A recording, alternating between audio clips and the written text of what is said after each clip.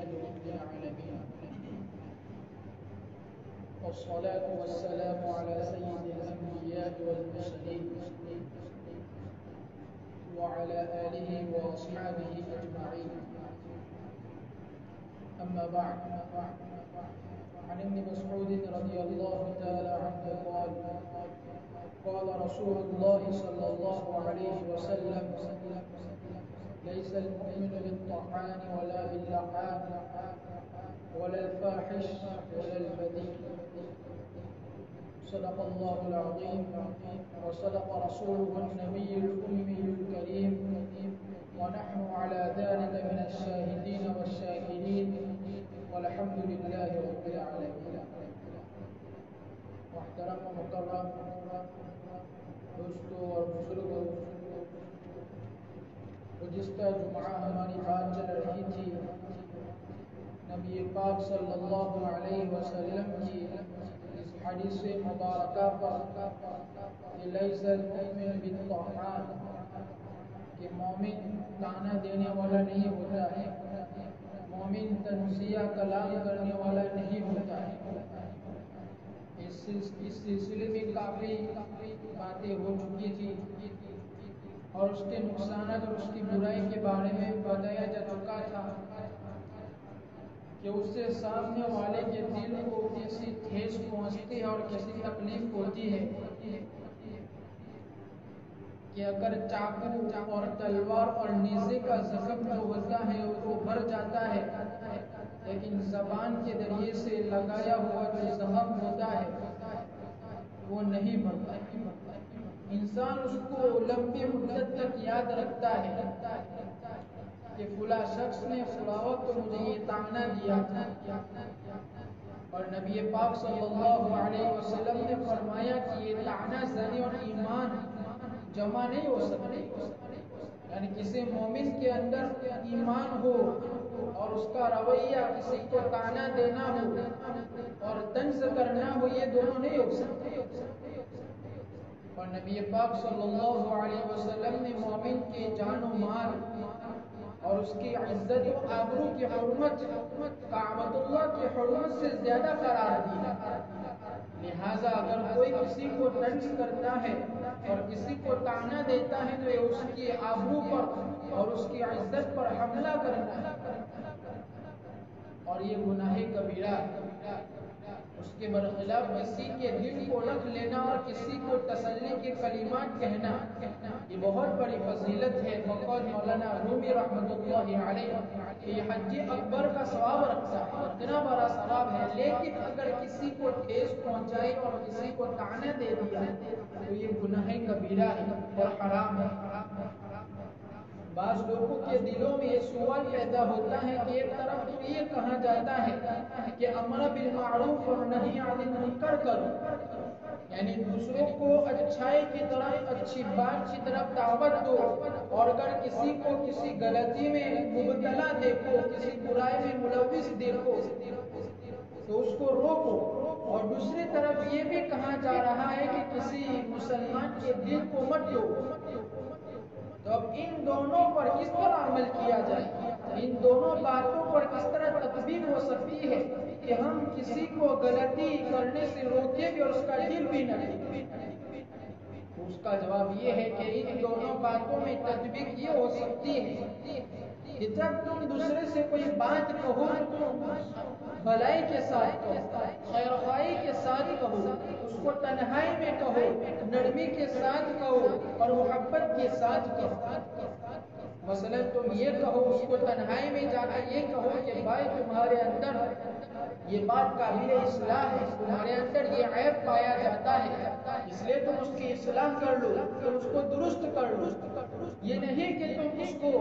طعنہ دے کر کہو اور بڑے سر اور سری بازان یہ سب کے سامنے تم اس کو رسوا اور دلیل کرو. اس لیے کہ اگر ایسا کرو گے تو اس سے اس کے دل میں گھاؤ پڑ جائے گا، زخم لگ جائے گا، اور یہ حرام ہے اور گناہ ہے. اس لیے ہمیں یہ رویہ اختیار کرنا ہے کہ ہم تنہائی میں اس سے کہیں، نرمی سے کہیں. حدیث پاک میں نبی کریم صلی اللہ علیہ وسلم نے فرمایا کہ المؤمن مرآت المؤمن کہ مومن دوسرے مومن کے لیے آئینہ ہے. یعنی جس طریقے سے انسان اگر آئینے کے سامنے اپنا چہرہ دیکھتا ہے اور چہرے میں اگر کوئی عیب کوئی داغ یا کوئی دھبا نظر ہوتا ہے تو اس کو نظر آ جاتا ہے اور وہ فوراً اس کی اصلاح کر لیتا ہے, اس کو دور کر دیتا ہے. اسی طریقے سے ایک مومن دوسرے مومن کے سامنے آنے کے بعد اس کو بتا دیتا ہے کہ تمہارے اندر یہ بات قابل اصلاح ہے, تمہارے اندر یہ برائی ہے, تمہارے اندر یہ عیب ہے, چنانچہ تم اس کو درست کرو, تم اس کی اصلاح کرو. یہ حدیث کا مضمون ہے اور یہ حدیث ہم نے تو پڑھی بھی ہے اور سنی بھی ہے اور آپ حضرات نے بھی دوسرے علماء کے بیان سے یہ حدیث سنی ہوگی. لیکن اللہ تبارک و تعالیٰ جسے حقیقی علم عطا کرتے ہیں ان کی نگاہ بڑی دور تک پہنچتی ہے. چنانچہ حکیم الامت حضرت مولانا اشرف علی تھانوی نور اللہ مرکزہ فرماتے ہیں, اس حدیث کی تشریح کرتے ہوئے فرماتے ہیں کہ نبی پاک صلی اللہ علیہ وسلم نے اس حدیث مبارکہ میں مومن کو آئینے کے ساتھ تشبیہ دی ہے. ایک مومن دوسرے مومن کے لیے آئینہ ہے. تو لوگ یہی جانتے ہیں کہ جس طریقے سے انسان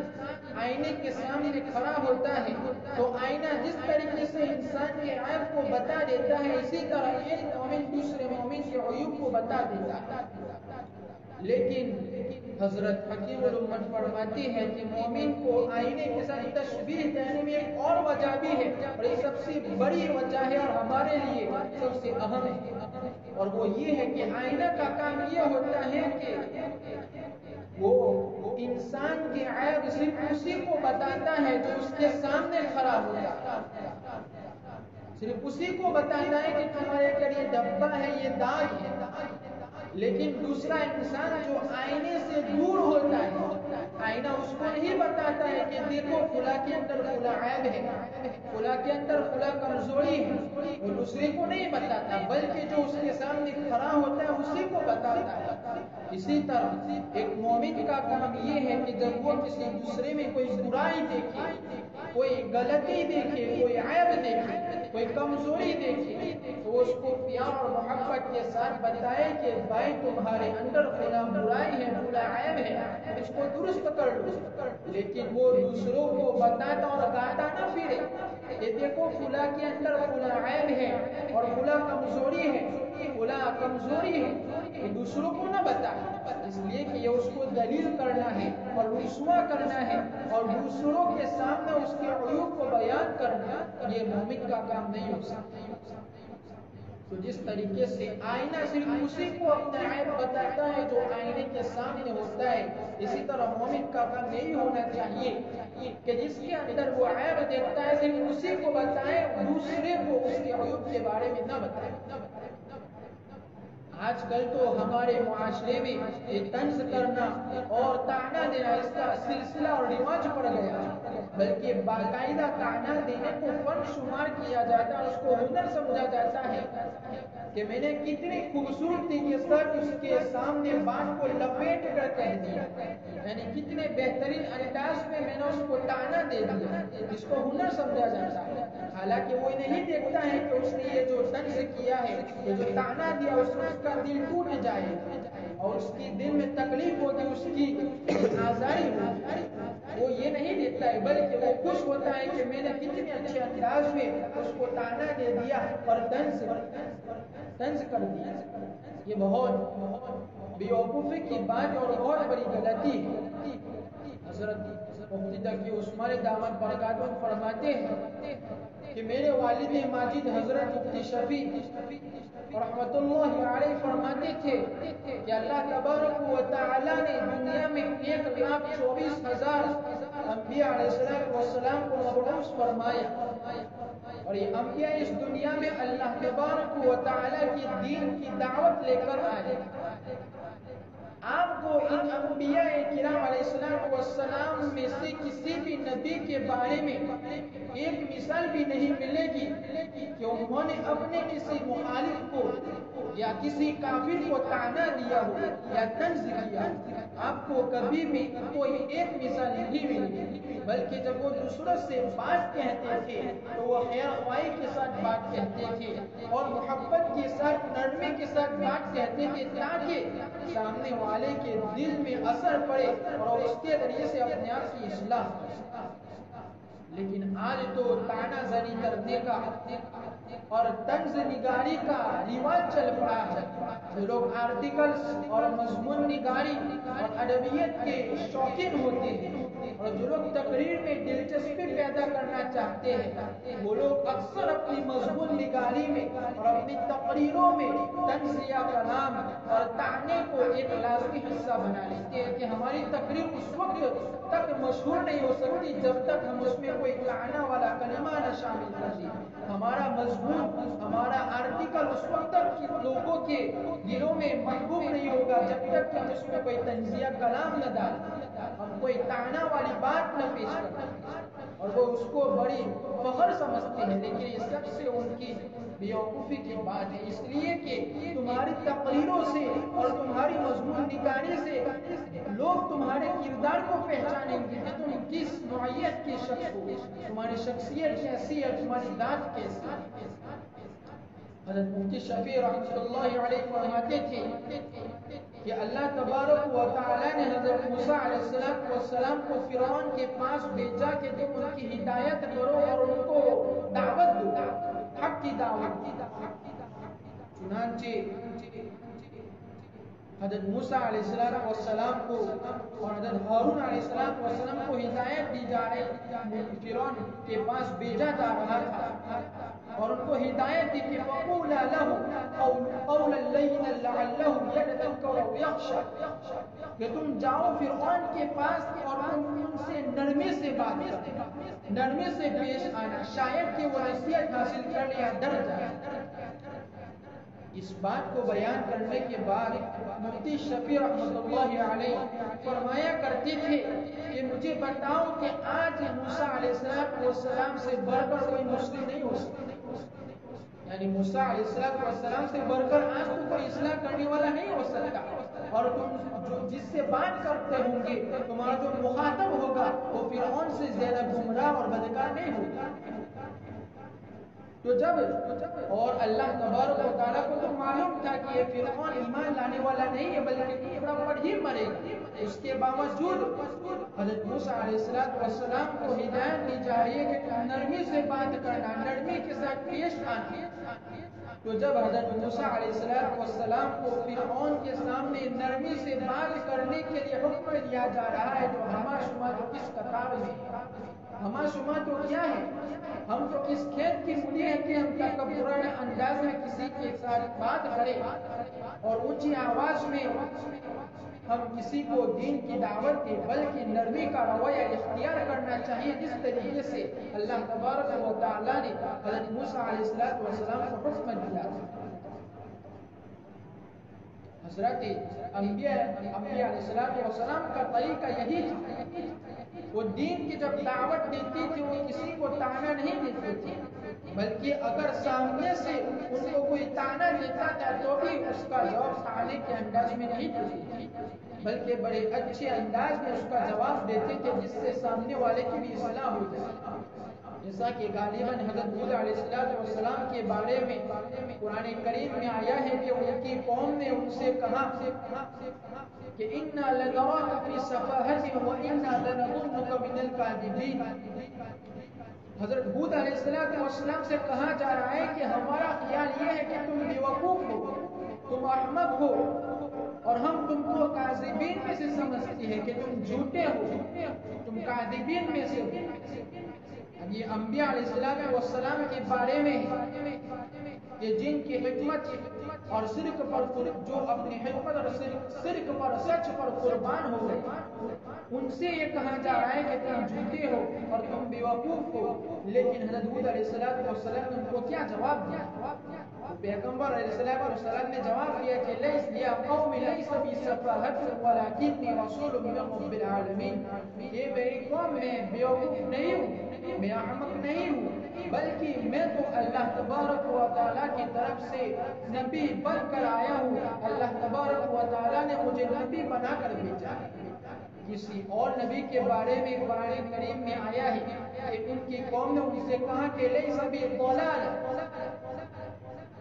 انا لنراک فی ضلال مبین، کہ بلا شبہ ہم تم کو سمجھتے ہیں کہ تم گمراہ ہیں، تم گمراہ لوگوں میں سے۔ تو اس نبی نے بھی ان کو کتنے بہتر انداز میں جواب دیا کہ لیس بی ضلالۃ ولکن رسول من رب العالمین، کہ میری قوم میں گمراہ نہیں ہوں، میں راستے سے بھٹکا ہوا نہیں ہوں، بلکہ میں تو اللہ تبارک و تعالیٰ کی طرف سے نبی بن کر آیا ہوں۔ تو دیکھیے یہاں پیغمبر نے طعنے کا جواب طعنے میں نہیں دیا، بلکہ بہترین انداز میں، اچھے اسلوب میں اور نرمی کے ساتھ اس کا جواب دیا۔ اسی طرح حضرت مفتی تقی عثمانی دامت برکاتہم فرماتے ہیں کہ میں نے اپنے والد ماجد حضرت مفتی شفیع رحمۃ اللہ علیہ سے حضرت شاہ اسماعیل شہید رحمۃ اللہ علیہ کا واقعہ سنا۔ یہ ایسی بزرگ ہستی ہے کہ ایسے بزرگ ہستی ماضی قریب میں اس کی مثال ملنا بہت مشکل ہے، ایسے بزرگ بہت مشکل سے ماضی قریب میں ہمیں مل سکتے ہیں۔ فرماتے ہیں کہ حضرت شاہ اسماعیل شہید رحمۃ اللہ علیہ یہ شاہی خاندان کے تھے، شہزادے تھے، لیکن انہوں نے اللہ تبارک و تعالیٰ کے دین کے لیے بڑی قربانیاں دی، اللہ تبارک و تعالیٰ کے دین کی سربلندی کے لیے نکل پڑے۔ اللہ تبارک و تعالیٰ نے ان کو بڑے علم سے نوازا تھا۔